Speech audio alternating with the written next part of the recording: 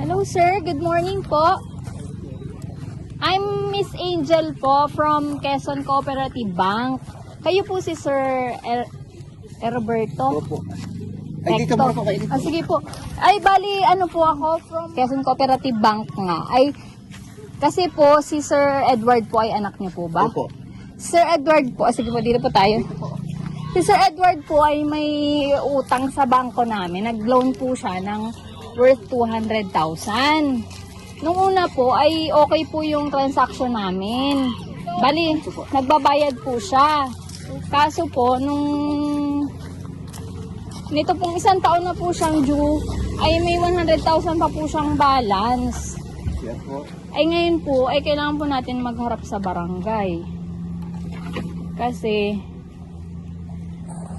hindi po siya nakakabayad. Kayo po ang ginamit niyang co-maker. Kayo pong pangalan po ninyo ang nakaano sa co-maker. Ngayon po, mahirap naman po tayo pirmahan. Baka po mamaya 1 milyon na pala yung pinirmahan ninyo. Ay, sa inyo pong pangalan naka-co-maker, hindi po namin siya makontak. Kami po ay galing lamang dyan sa Mulanay. Kami po yung pinakamalapit, kaya po kami yung pinapunta dito. Sa Lucena po siya, di ba? Doon po siya nag-loan. Ngayon po ay kayo nga po yung co-maker niya, kaya kayo yung pinuntahan namin dahil hindi na po namin siya matukoy.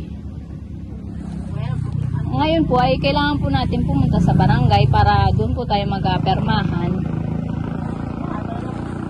Para at least kung hindi man po talaga siya mag-ano, ay kayo po ang asunsunin namin. Di matutulungan Wala din. naman ho yung pagbayad ngayon. Wala naman po problema. Hindi naman po gano'n ang usap natin. Ano po, kumbaga ay maayos po na pag-uusap sa barangay para matulungan nyo din po kami na mas masingil yung inyong pong anak. Kasi hindi na nga po namin siya makontak, hindi rin po siya nag-aano sa amin. So ito naman po yung trabaho lang namin. Kaya pasensya na po kung biglaan po.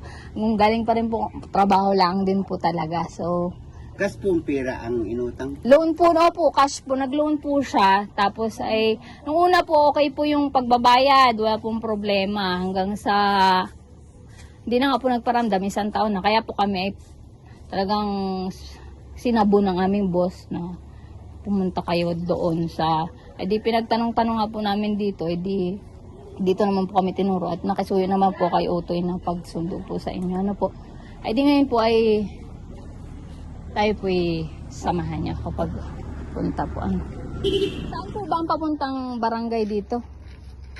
Hindi ako bilis. Ay, isla naman po, tayo naman po mag-ausap lang doon. Ako po galing sa office kaya dito na po tayo sumakay. Para, may sasakyan po ba kayo?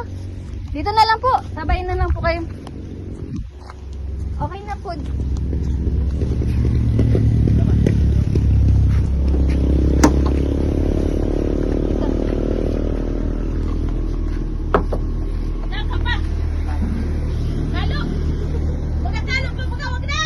Ano po magkano sombrero? Ayan.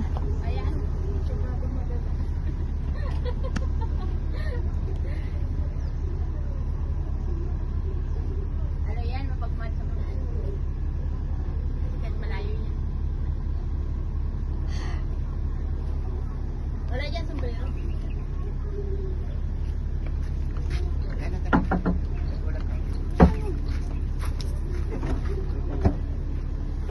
Happy birthday po!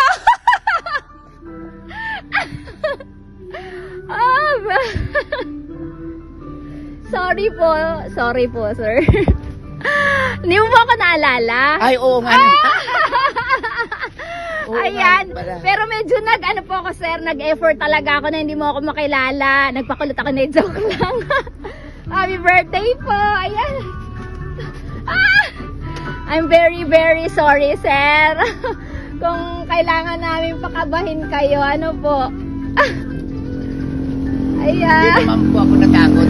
Hindi mo taong barangay naman po. Apo. Pero syempre, iba po yung Naalala ko ang mukha mo ngayon. At sa balik.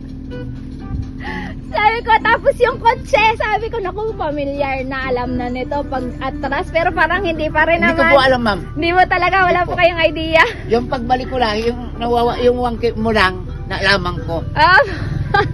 Ayan, Unang-una sa lahat po ay pasensya na po. Ano? Gusto lang po namin na kayo talaga ay masorpresa kasi iniisip ko po kung paano pa namin masosorpresa. Nakagaling na nga po kami dito. So, kailangan namin mag-isip ng ibang paraan para naman yung kumbaga masorpresa po kaya. Yes. Sobrang layo na gano'n na pala. Sino namang nagpadala, ma'am? Ayan, nakatanang. Yung anak kong isa, yung nasa ibang bansa, ang sabi sa akin, Ayan po, sorry po. Di, okay lang po. Sige po, ano mo sabi? May parating daw. sabaro ay, wala namang ma'am, wala sinasabi sa amin, wala po. huwag kayo umahon ng mundo. Yun lang. Yun lang po. Di naman po kayo nakakatog. Ay, Wala baka po kayo. kung pulba. Kasi padating yung isa kong anak. Dito ka, Padating yung anak ko ay itong dalawa. Kaya, hello po. Magandang umaga. Magandang umaga. Natakot din po kayo. Siyempre natakot po ako, anak ko naman yung, Apo. Pasensya na mo talaga. niya yung lahat. Ako po ay na-nervous din talaga sa totoo lang. Ngayon, matagal nang hindi umuwi. Talaga po palang hindi na siya nauwi. So talagang tama-tama pa lang siya yung ginamit namin. Iniisip ko nga po na baka banggitin ko nandito pala. Kasi wala naman ang pala. sabi sa akin, magbihis daw. Kasi Ay, tanda natin yung kabihis pa ako. Wala sa loob ko ako may bukdin. reply. Okay lang ng okay. Wala siyang reply. Tawa ng tawa lang sa Ganun akin. po talaga siya. Pero nandyan lang sa salutan. Oo nga po, yun nga po ang alam ko. So, nanghingi po ako ng bali. Ang kausap ko po ay, ito po ay from Ma'am Michelle and Sir Oo. Ruby. Yan. So, ngayon pong umaga ay pinadala nga po kami dito. Pagpasensya nyo na po ulit ako sa aking kabutigan. Kaya para po. Call back ko yung ano ay utang. 100,000. Kaya naman. Sabi ko, paano pagbayad ko 100,000? Oo po. Pasensya na po. Ito po ay babasahin ko na rin po Opo. yung message nila para sa iyan po. Ito po. Kaya sa inyo. Ayan. Dito po. To Tatay. Hello po Tatay Domeng at Nanay Waya. Hello daw po. Isang mapagpalang araw po sa inyo. Nais po namin kayo batiin tay ng isang maligayang kaarawan. Happy 65th birthday Tatay. Naway bigyan pa po kayo ng ating 66 daw po pala na mali siya ng una. Naway bigyan pa po kayo ng ating pong may kapalang maraming kaarawan, mahabang buhay at malusog na pangangatawan. Alagaan po ninyo ang inyong sarili, gayon din po si nanay. Bawal magkasakit, hehe. Palagi po kayong mag-iingat ni nanay, malayo man po kami sa inyo, pero araw-araw po namin kayong pinagdarasal. Nasa mabuti kayong kalagayan. Palagi at nasa maayos na kalusugan. Mahal na mahal po namin kayo ni nanay at namimiss na din po namin kayo. Soon magkakasama rin po tayo. Sana'y nagustuhan po ninyo ang aming munting handog at pagpasensyahan nyo na po. Sana'y mapasaya po namin kayo.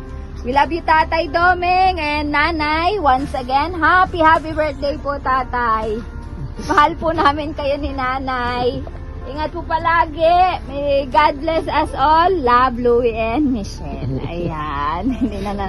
Ito po ay para sa inyo. Ano po? So, habang inaano ko po, gusto ko rin pong ibigin na rin kayo, mag-message na po kayo sa inyo. Message po kayo kay Nanay. Okay lang po. Take your time. Ano daw kung masasabi? Pwede na ako magsalita. Apo. Sige po. Ano, nagpapasalamat ko sa inyo gawa ng ako ay matanda na rin. Hindi makakaala ko ay ako pabertihan mo. Salamat sa inyong dalawang mag-asawa.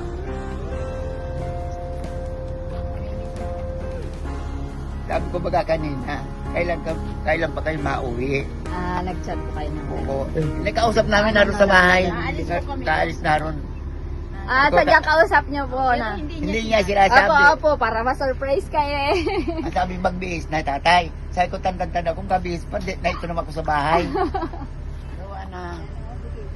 Namumukhaan ko kanina ay hindi ko masabi Nag-iba po siya. ako ng Nag-iba pangalan man ang eh. ano ay. Opo. Bebe, samahan mo kami kakatatin si Lolo. Dali. Kakantahan po namin kayo. Okay lang po ano. Para mag-vlog. Nalaglagan na po siya na ano. Sa sobrang ano siguro. Hayaan mo lang. Harap naman po. Ayan. Ay, sorry po. Dito ka nun. Bing. Lumayas natin. Happy birthday to you. Nasa si EJ. Happy birthday to you. Happy birthday, happy birthday, happy birthday to you. Wish muna po kayo bago kayo mag-blow. Wish. Kahit sa inyo na lang po, sa sarili mo yung inyong wish. Nagpapasalamat ako sa sarili ko at kahit maedad na nabaan pa man ako ng buhay ko. Ako nag-semi-stroke na ako. Okay. Pero Kala hindi ko- po halata na. Hindi ko halata sakit na sakit. So, hindi po masyado dito. Yung wala pa mo, yung Mayo. Dito lang po. Na-stroke daw po siya pala. Okay daw po. Lolo Kinder. Yay! Happy birthday po! Mami ko pala, wala pa ako. Hingi ako ng konting birthday message mo para kay sir. Ang wish ko lang, sana bigyan pa siya ng lakas ng katawan at mahabang buhay na kasama kami at mahintay namin ang pagdating at pagtatapos ng aming mga anak. Yun lang po. Thank you po. Ayan. Yan, hingi po kami ng picture